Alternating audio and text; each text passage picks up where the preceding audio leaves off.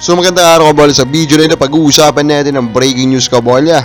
At the recording of this video nilabas na nga po kabola ang mga pangalan po na kasama po sa 2024 PBA All-Stars.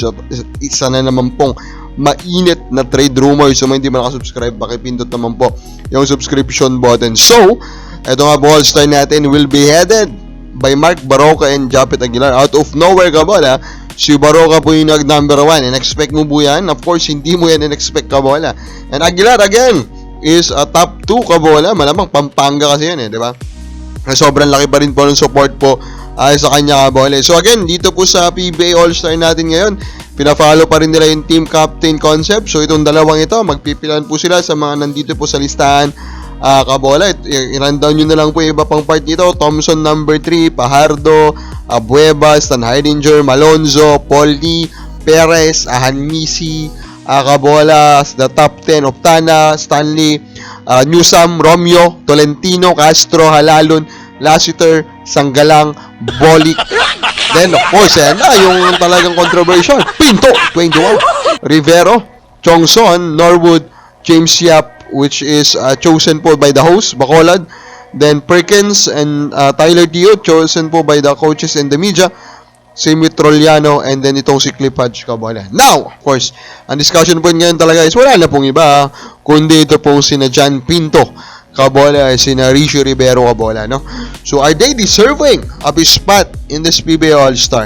So, simple lang naman po, no? Yung kine-claim po ng mga bumabanat ngayon kay John Pinto, of course. If you look at the numbers, even if you look at his performance, actually, if you watch him, he is not that one of the top 50 player in the PBA. And of course, when we say kasi PBA All-Star, we expect that the best of the best po ang maglalaro. Doon yun yung ini-expect natin. Pero, again, actually, na-explain ko na po sa isang video. Remember, kabola, that at the end of the day, do not fold the fans, di ba? Do not fold the fans. PBA All-Star is marketed as the event for the fans, kabola. And the fans says that they will enjoy it with Pinto there, di ba, kabola?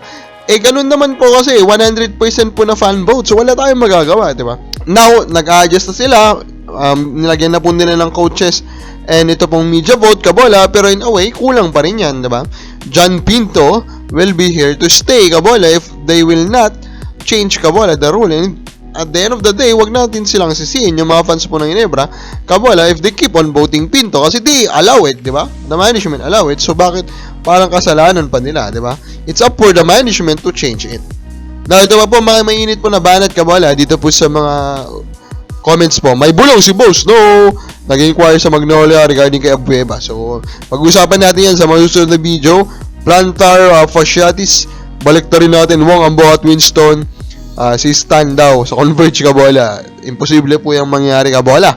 Arnold Polinar, Aranya, Mikey Williams, Ginebra. Again, sino po ang ibibigay po ng Ginebra? That's the big question, kabola. Now, let's discuss this. We have this rumor, kabola, regarding po. So, wala na pong iba. Snow Badwa, siya pong galing. Management evaluating players stint with the team. I think they will meet him soon and talk about his behavior. Unang tanong, siguro, aba sa amin ka pa ba, kabola? And fans are quick to point po to Calvin Abueva as the guy here. Siguro, of course, ang main dyan po na evidence nila is regarding yung sa issue with Tautua, kabola, and his wife.